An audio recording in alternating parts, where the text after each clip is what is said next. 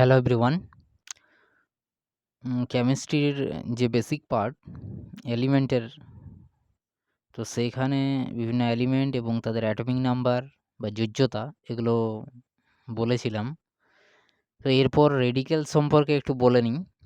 তো রেডিক্যালস ব্যাপারটা হচ্ছে, রেডিক্যালস মানে বা মূলক হচ্ছে এক বা একাধিক পরমাণু যুক্ত হয়ে কি হয় না, একটি এমন এক ধরনের পরমাণু তৈরি করে যা একই আচরণ, মানে একই ধরনের, যেমন OH, ঠিক আছে? OH তো অক্সিজেন এবং হাইড্রোজেন দুটি পরমাণু যুক্ত হয়ে এমন এক ধরনের পরমাণু তৈরি করেছে যার একটা নিজস্ব বৈশিষ্ট্য রয়েছে, ঠিক আছে? এর একটি নিজস্ব বৈশিষ্ট্য রয়েছে যা অন্যান্য মৌলের থেকে আলাদা। এদেরকেই বলা হয় রেডিক্যালস, ঠিক আছে? এই রেডিক্যালস বা মূলকগুলোই বিভিন্ন মৌলের সাথে যুক্ত হয়ে যৌগ গঠন করে, ঠিক আছে? তো এখানে যে বিষয়টা আমি বলতে চাইছি, যে সমস্ত মূলকগুলো শেষে থাকে তাদের একটা বিশেষ নাম থাকে। যেমন এই যে ClO3-, এটা যদি শেষে থাকে তার নাম হয়ে যাবে, যেই থাকুক না কেন, সোডিয়াম ক্লোরেট, পটাশিয়াম ক্লোরেট, এই ক্লোরেট নামটা আসবে, ঠিক আছে? এই ক্লোরেট বা এই সমস্ত নামগুলো আসবে, ঠিক আছে? শেষের এই নামগুলো আসবে। এর জন্য যেমন CO3 থাকলে কি কার্বনেট হয়ে যাবে, NO2 থাকলে কি নাইট্রাইট হয়ে যাবে, ঠিক আছে? নাইট্রাইট। NO3 থাকলে কি হয়ে যাবে, নাইট্রেট হয়ে যাবে, ঠিক আছে? এই উচ্চারণগুলো আসবে এবং কি আমরা সহজেই সেই মৌলটাকে চিনতে পারবো, ঠিক আছে? এই জন্যই এগুলো করানো, ঠিক আছে?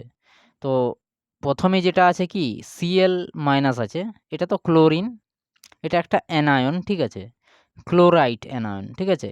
এটার নাম কি, ক্লোরাইট। যেমন কি NaCl যদি হয়, NaCl, তাহলে কি হয়ে যাবে, সোডিয়াম ক্লোরাইড, ঠিক আছে? পটাশিয়াম ক্লোরাইড, এরকম উচ্চারণ হবে, ঠিক আছে?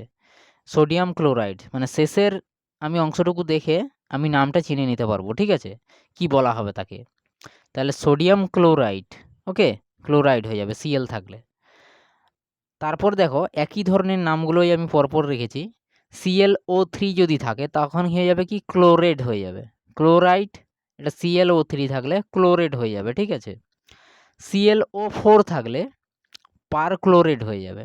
তাহলে ক্লোরাইড, Cl থাকলে ক্লোরাইড, ClO3 থাকলে ক্লোরেট, আর ClO4 থাকলে পার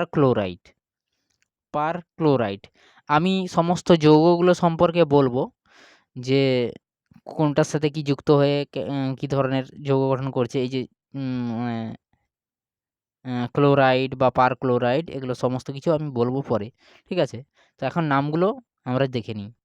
তাহলে Cl থাকলে ক্লোরাইড, ClO3 থাকলে ক্লোরেট, ClO4 থাকলে পারক্লোরেট, ওকে? এরপর দেখো নাইট্রোজেন, আমরা জানি না নাইট্রোজেন। তো নাইট্রোজেনের কি শেষে কক্ষপথে 5টা ইলেকট্রন থাকে, আর 3টা যদি ইলেকট্রন গ্রহণ করে তাহলে সেটা স্টেবল হয়ে যায়। তো সেই জন্যই এটা 3-। নাইট্রোজেন আয়নটাকে কি বলা হয়, নাইট্রাইট বলা হয়। নাইট্রোজেন আয়নটাকে কি বলা হবে, নাইট্রাইট বলা হবে, ঠিক আছে? ডি, শেষের অক্ষরটা কি, ডি আছে, দেখবে যে কোনো নেটে সার্চ করে নাইট্রাইট থাকবে, ডি থাকবে। তারপরে আছে নাইট্রাইট ঠিকই, কিন্তু এখানে কি আছে, টি আছে, ওকে?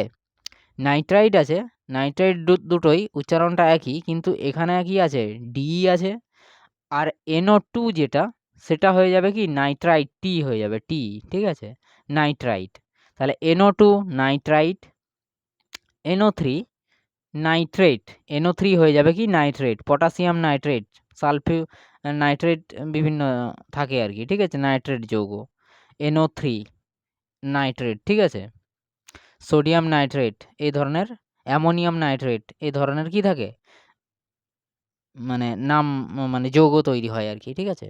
তাহলে NO3 থাকলে নাইট্রেট, NO2 থাকলে নাইট্রাইট, আর N3- থাকলে কি থাকবে, নাইট্রাইট হয়ে যাবে, ডি, ঠিক আছে?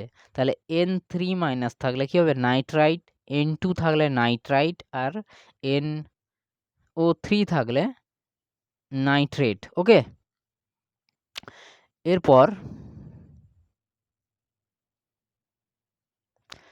এরপর চলে যাই এস, এস দিয়ে, ঠিক আছে? এস দিয়ে কি আছে দেখো। আচ্ছা, সালফারের কি যোজ্যতা কি হয়? -2 হয়, ঠিক আছে? সালফার কত? 16, তাহলে 8 দিয়ে 10, 10 হয়ে যাচ্ছে।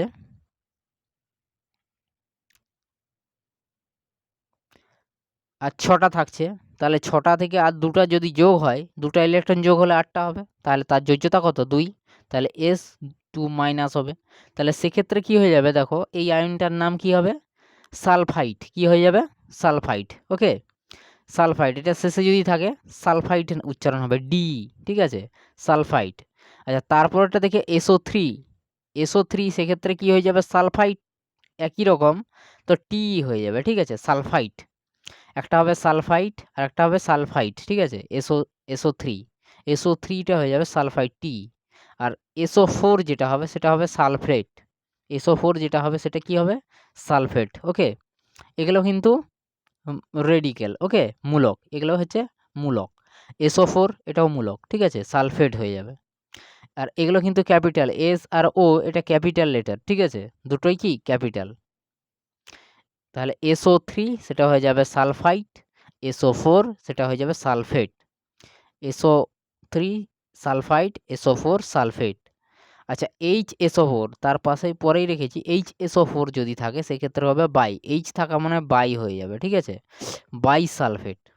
এমনিতে SO4 মানে তো সালফেট ছিলই, সেখানে এইচ যোগ হয়ে যাওয়া মানে বাই সালফেট, বাই সালফেট হয়ে যাবে। ওকে, তারপরে আসছি PO4, PO4 3-, এটার হয়ে যাবে ফসফেট।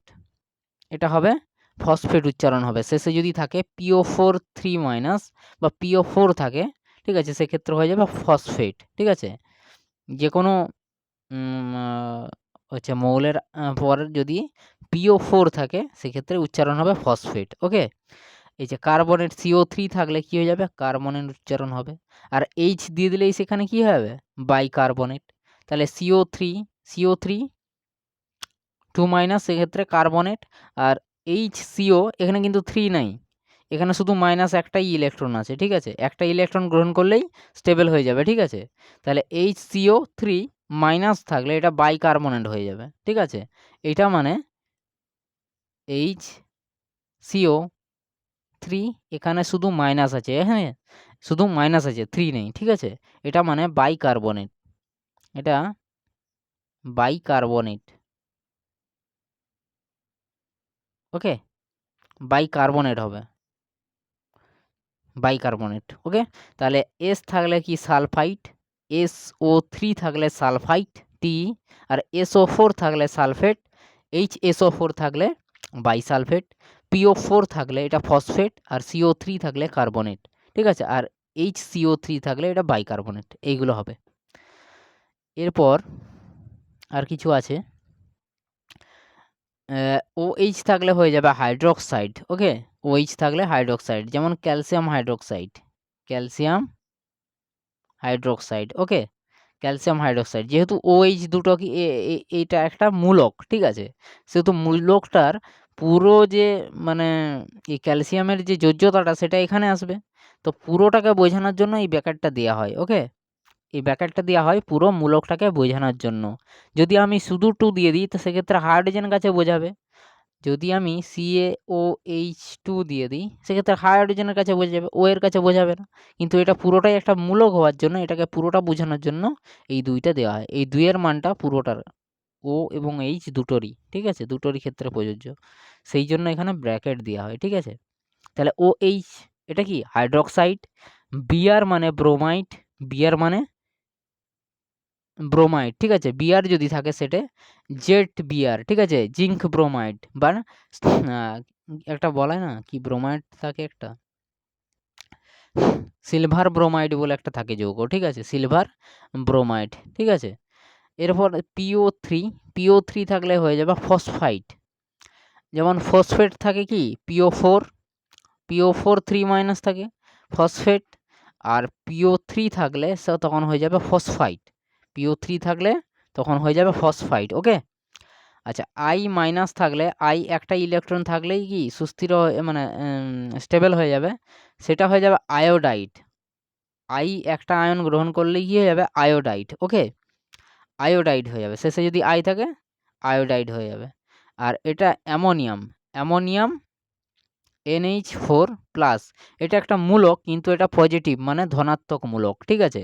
NH4+টা হচ্ছে একটা মূলক, যেটা হচ্ছে পজিটিভ মূলক, ঠিক আছে? পজিটিভ এবং নেগেটিভ মূলক হয় না? সেক্ষেত্রে এটা হয়ে যাবে পজিটিভ মূলক। এছাড়াও আরও অনেক রকমের মূলক আছে যেগুলো পরের ক্লাসে আমি বলে দেবো, ঠিক আছে? পরের কোনো রেকর্ডেড ভিডিওতে আমি বলে দেবো। তো সেগুলো একটু কঠিন টাইপের আছে। তো NH4+ এটা হচ্ছে অ্যামোনিয়াম, একটা পজিটিভ রেডিক্যালস বা পজিটিভ মূলক, ঠিক আছে? তো এই যে সোডিয়াম অ্যামোনিয়াম সালফেট এরকম হয় না? Ammonium sulphate.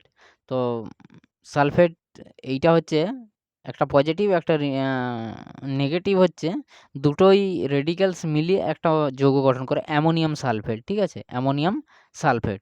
দুটো রেডিক্যালস বা দুটো মূলক দিয়ে একটা যৌগ গঠিত হয়, সেটা হচ্ছে অ্যামোনিয়াম সালফেট। ওকে? এটা মনে রাখবেন। এরকম এক্সামে এই ধরনের কোয়েশ্চেনগুলো দিয়ে থাকে। তো এখানেই শেষ করছি আজকে। তো চ্যানেলটা অবশ্যই যেন সাবস্ক্রাইব করে নেওয়া হয়। আর করবেন আর লাইক দিবেন আর শেয়ার করবেন আরকি। ঠিক আছে?